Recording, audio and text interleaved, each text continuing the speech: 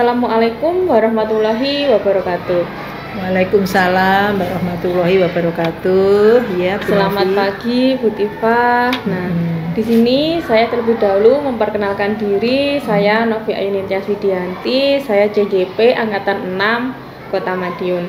Di sini akan menyampaikan tentang tugas mewawancarai di mana kepemimpinan di sekolah saya, yaitu Ibu Siti Kotifah dari SDN Ororombo, Kota Madiun. Monggo Bu, bisa diperkenalkan dulu Bu Tifa.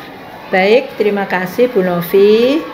Kami memperkenalkan diri selaku Kepala Sekolah di SDN Ororombo yang merupakan instansi tempat Bu Novi Ayunintias Widianti mengikuti diklat guru penggerak angkatan ke-6. Silahkan Bu Novi, apa yang bisa saya bantu? Ya Ibu, sebelumnya saya berterima kasih sekali sudah diberikan kesempatan, sudah diberikan waktu. Jenengan juga sudah bersedia meluangkan waktu untuk berbincang-bincang tentang pengambilan keputusan berbasis nilai-nilai kebajikan sebagai seorang pemimpin ya Ibu di sekolahnya. Mungkin nanti saya akan bertanya tentang beberapa pertanyaan, mungkin Ibu bisa menjawab sesuai dengan kebijakan yang sudah Ibu lakukan di sekolah. Baik, ya. Nah, di sini pertanyaan yang pertama yaitu tentang selama ini Bu, bagaimana Ibu dapat mengidentifikasi kasus-kasus yang merupakan dilema etika atau bujukan moral yang ada di instansi Ibu. Baik Bu Novi, bagaimana dalam mengidentifikasi kasus-kasus yang dilematik yang merupakan dilema dari bujukan moral selama ini? Yang pertama yaitu kami mengidentifikasi kasus tersebut yaitu dengan mengenali nilai mana saja yang ada pada kasus tersebut. Di antaranya di situ ada nilai kasih sayang, nilai kebenaran, nilai keadilan, kebebasan, juga harus mengedepankan persatuan dan toleransi, tanggung jawab, juga tentunya penghargaan akan hidup yang tentunya itu semuanya merupakan nilai-nilai yang sifatnya universal.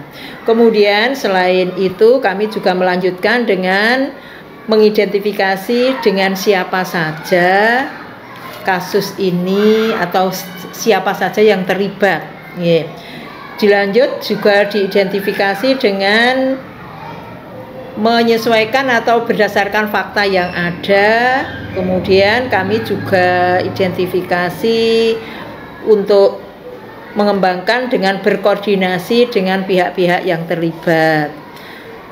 Nah, tentunya hal ini juga tidak bisa ditinggalkan, yaitu mengacu dengan dasar atau aturan yang berlaku yang harus dipatuhi, dan kemudian kami lanjut yaitu mengkaji ulang bagaimana apakah keputusan yang sudah atau masalah-masalah yang identifikasi ini sudah nanti sesuai dengan aturan yang berlaku, kemudian baru nanti akan memutuskan sesuai kebijakan yang berlaku. Demikian Bu Novi kurang lebihnya yang selama ini sudah kami lakukan selama saya menjadi kepala sekolah di SDN Ororombo. Baik, terdengar sangat baik sekali ya Bu, di mana Ibu bisa tidak serta-merta langsung mengambil suatu keputusan, kemudian lebih mengidentifikasinya terlebih dahulu. Betul. Untuk kita berlanjut ke pertanyaan selanjutnya Bu. Nah, di sini selama ini bagaimana Ibu menjalankan pengambilan keputusan di sekolah Ibu, terutama untuk di kasus-kasus di mana ada kepentingan yang sama-sama dianggap benar ini Bu, atau sama-sama yang mengandung nilai kebajikan yang juga benar.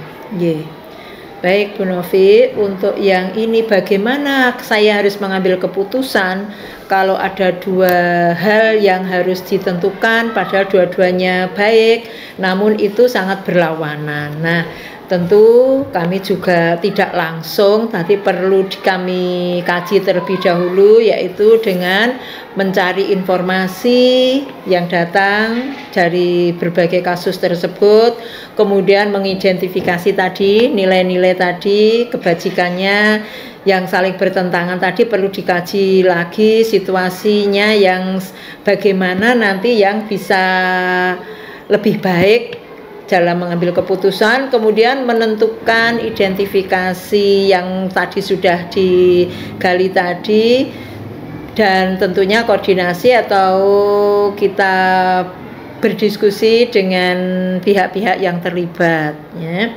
Kemudian data-data itu atau fakta-fakta itu sudah terkumpul, kemudian saya koordinasikan ulang kepada semua pihak yang terlibat. Selebihnya setelah mendapatkan fakta yang ada dengan disinergikan dengan keputusan atau aturan yang ada, dan beberapa kali dikaji ulang, dipikir kembali, ya. Untuk mengambil keputusan itu tentu kami juga mengambil barometer dari beberapa tokoh atau idola yang pengalaman-pengalaman yang sudah beliau lakukan. Nah, setelah itu kemudian kami memberikan semacam paradigma yang benar, meskipun itu sama-sama benar, tapi kami nanti harus menentukan salah satu, begitu Bu Novi. Iya, saya sepemikiran sekali dengan Ibu. Kalau suatu kasus itu kita juga harus mengkaji ulang. Mungkin tidak perlu, mungkin bukan hanya sekali, atau bahkan bisa berkali-kali dengan aturan yang berlaku. Kemudian dengan tokoh-tokoh idola atau yang lebih senior, ya Bu, ya. Jadi kita bisa sharing gitu ya Bu, dengan pengalaman yang sudah. Ya. Nah, biar tidak terjadi salah pengambilan sehingga merugikan peserta didik. Sangat setuju saya, Bu. Nah, ini untuk selanjutnya ini, Bu. Kemudian untuk langkah-langkah atau prosedur seperti apa yang biasanya Ibu lakukan selama ini?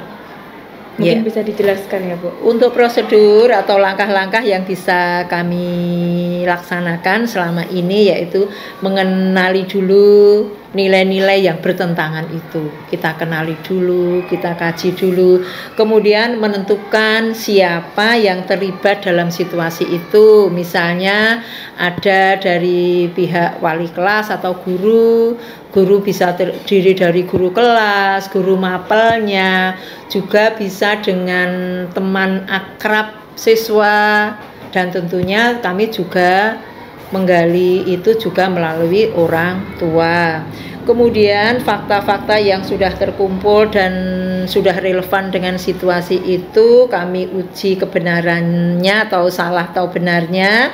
Kalau sudah pengujian dari paradigma benar yang melawan benar tadi, makanya kami melakukan dengan prinsip resolusi, ya. Kemudian melaksanakan investigasi terhadap opsi-opsi yang trilema tadi. Kemudian barulah nanti akan diambil suatu keputusan, yang mana keputusan itu nanti juga akan direfleksikan kembali, begitu Bu Novi, sehingga biar kita itu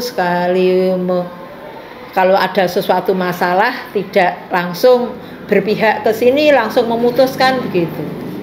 Iya, betul. Sangat saya setuju sekali, Bu.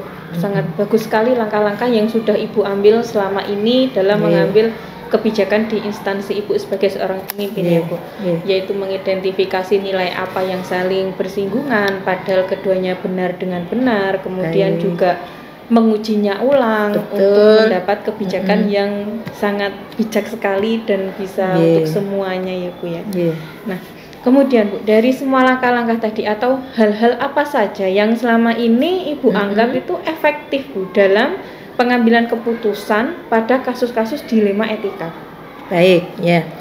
Langkah yang paling efektif yaitu saya lakukan dalam pengambilan keputusan kasus-kasus yang sifatnya dilema etika ya, meskipun sama-sama benar tapi harus ditentukan salah satu, yaitu dengan berkoordinasi ya. Kita selalu menjaga komunikasi ya, berkoordinasi dengan pihak yang terlibat dari kasus tersebut, misal mengumpulkan data dengan berkoordinasi dengan kepala sekolah atau guru atau wali murid, juga siswa itu sendiri, yang kemudian berdiskusi dengan beberapa teman juga berdasarkan aturan yang berlaku dan mengedepankan musyawarah ya, untuk menentukan keputusan mana yang nantinya terbaik, yang tentunya nanti tidak bisa menguntungkan semua sisi, tapi perlu kita pilih dari sisi mana dalam waktu jangka pendek atau jangka panjang yang kita pertimbangkan. Karena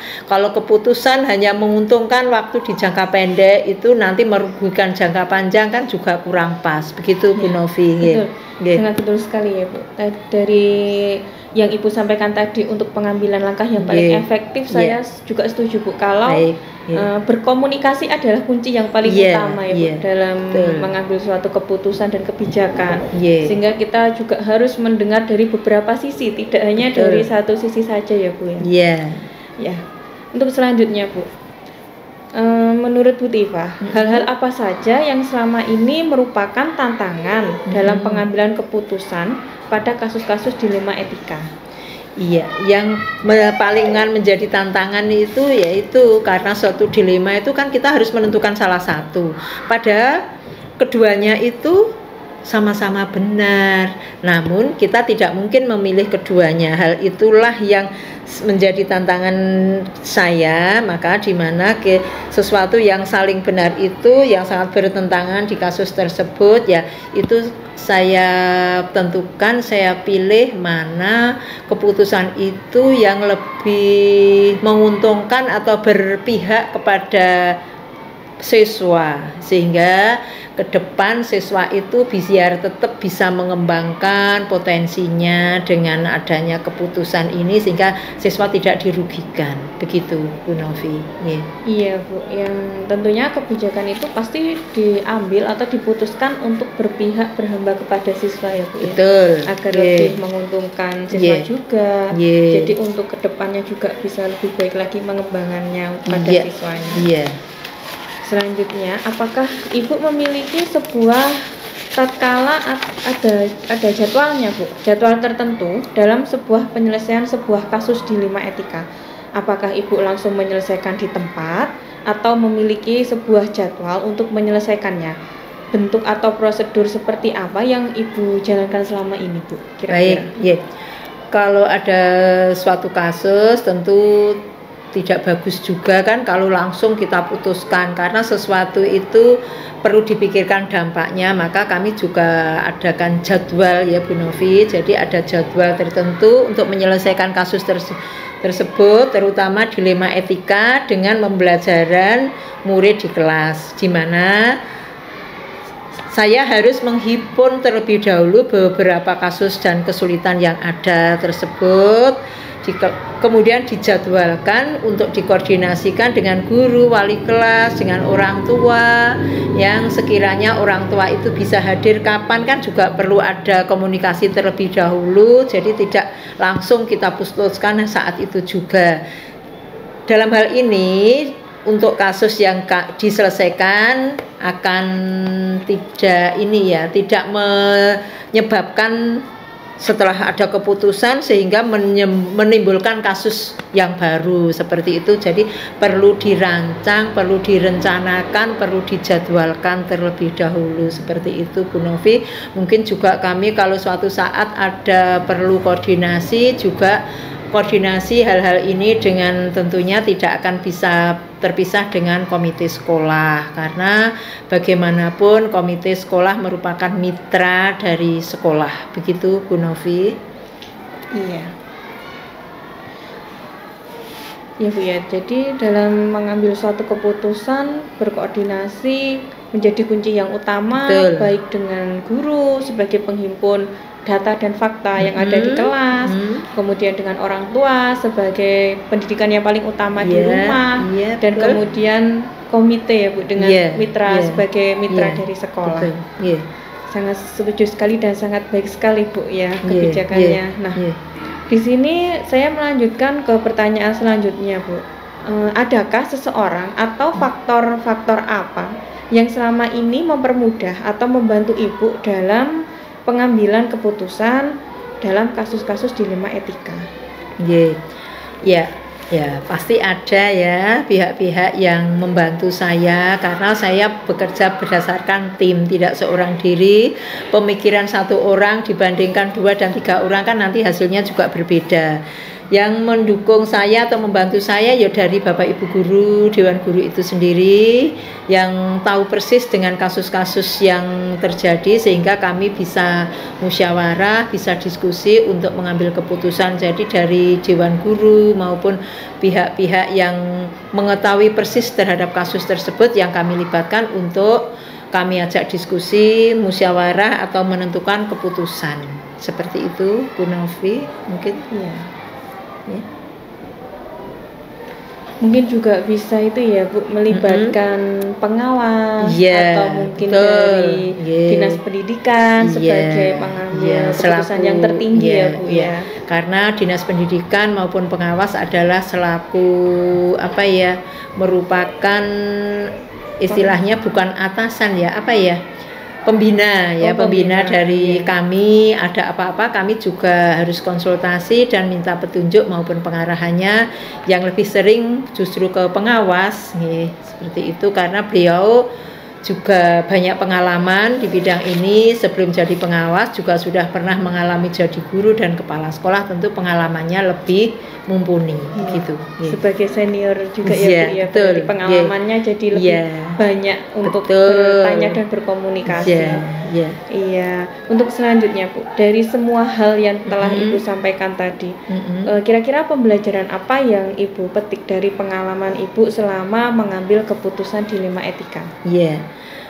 Pengalaman yang bisa diambil yaitu pertama, seorang pemimpin atau guru juga termasuk pemimpin pembelajaran di kelas, Bu Novi kan juga demikian, itu tentunya dalam menghadapi suatu masalah atau kasus hendaknya jangan terburu-buru untuk segera diputuskan. Perlu ada pertimbangan, perlu diidentifikasi, perlu dikaji, perlu minta tanggapan atau mengambil data dari orang lain atau teman lain sehingga untuk saling berkoordinasi dan berkolaborasi. Dengan demikian kita semua berharap dalam mengambil keputusan itu benar-benar yang sudah kita putuskan itu adalah keputusan yang terbaik, yang menguntungkan baik siswa maupun untuk satuan pendidikan itu sendiri, sehingga tidak ada yang benar-benar dirugikan, yang berdampak pada terganggunya perkembangan atau kelangsungan pendidikan dari siswa itu, karena ini keterlibatan terkait dengan kalau di sekolah kan tentunya peserta didik begitu, dan itu juga kita tidak meninggalkan orang tua, jadi kita selalu menjalin komunikasi yang baik dengan semuanya, terlebih juga dengan orang tua. Yang penting yang perlu ditekankan ini Bu Novi, untuk ke depan dan seterusnya kita selalu bisa saling menjaga komunikasi dengan baik. Kalau suatu saat memang kita berbeda pendapat itu hal yang biasa dan itu perlu. Dengan begitu kita akan menjadi belajar, bisa menganalisis peristiwa-peristiwa itu menjadi pembelajaran sehingga bisa kita menjadi lebih banyak pengalaman dan untuk proses pendewasaan kita sendiri. Demikian mungkin. Saya sangat setuju sekali ya Bu. Jadi kesimpulan dari wawancara kita hari ini, saat mengambil suatu keputusan sebagai seorang pemimpin, kita juga harus mengidentifikasi dulu tentang nilai-nilai apa saja yang saling bersinggungan. Kemudian setelah itu mengumpulkan fakta-fakta apa saja, kemudian berkoordinasi, berkolaborasi, mengkomunikasikan dengan pihak-pihak yang terlibat. Nah, di sini mungkin ada kepala sekolah sebagai atasan, Betul. kemudian ada guru kelas, wali kelas, kemudian ada guru mapel sebagai penghimpun data ya Bu ya di sini. Kemudian diharapkan dari semua langkah-langkah tadi bisa mendapatkan sebuah kebijakan yang sangat menguntungkan bagi semua pihak, terutama ini untuk siswa ya Bu, karena kan kita di instansi sekolah harapannya dengan kebijakan yang baik sebijak mungkin bisa membijaki masalah yang berkaitan dengan siswa sehingga siswa dapat berkembang ke depannya. Betul. Ya, karena kita sebagai agen pembelajar, jadi kita harus bisa melayani kebutuhan siswa kita meskipun siswa kita beragam ya tentunya. Jadi kita harus bisa melayani itu sebaik mungkin ya. Jadi kita tidak bisa istilahnya orang Jawa gerusa-gerusu gitu ya untuk mengambil keputusan yang terkait dengan kebijakan atau sesuatu yang menyangkut dengan peserta didik. Karena apa? Lebih-lebih di pendidikan dasar, sesuatu yang nanti menyebabkan anak itu trauma ya atau merasa sangat down itu akan sangat berdampak untuk kelangsungan pembelajarannya dan perkembangannya di waktu-waktu yang akan datang. Jadi kita benar-benar harus perhatikan betul hal-hal demikian. Jadi kita harus selalu bersinergi, bekerja sama dengan siswa pun sering kadang komunikasi meskipun tidak secara formal di dalam kelas, mungkin saat istirahat anak-anak tertentu sering kita ajak ngobrol secara santai biar dia merasa kita itu tidak hanya sebagai guru juga bisa sebagai temannya. Begitu Bu Novi. Iya, terima kasih Ibu untuk wawancara kita hari ini. Banyak sekali ilmu yang bisa saya petik ke depannya ya Bu. Sebagai seorang pemimpin, banyak ilmu dan juga banyak pengalaman dari Ibu sehingga saya bisa mengambilnya ya Bu ya. Baik, terima kasih Bu untuk waktunya, sudah meluangkan waktu di tengah-tengah kesibukan Ibu ya ini. Mohon maaf sudah mengganggu ini Bu ya. Tidak mengganggu, ini sudah sewajarnya dan sudah merupakan kewajiban saya sendiri. Saya harus selalu mendukung rekan-rekan, teman-teman untuk selalu mengembangkan kemampuannya dari berbagai segi sehingga akan menambah ini pengalaman dan kemantapannya sehingga menjadi guru yang lebih profesional lagi dan mumpuni. Demikian, selamat untuk dilanjutkan, semoga kegiatan-kegiatan berikutnya lancar ya Bu Novi. Tetap semangat, semoga sehat selalu. Amin. Iya. Terima kasih, itu tadi wawancara saya dengan Ibu Siti Khotifah selaku atasan saya di SDN Ororombo yaitu sebagai kepala sekolah. Sekian wawancara dari saya hari ini. Wassalamualaikum warahmatullahi wabarakatuh. Waalaikumsalam warahmatullahi wabarakatuh.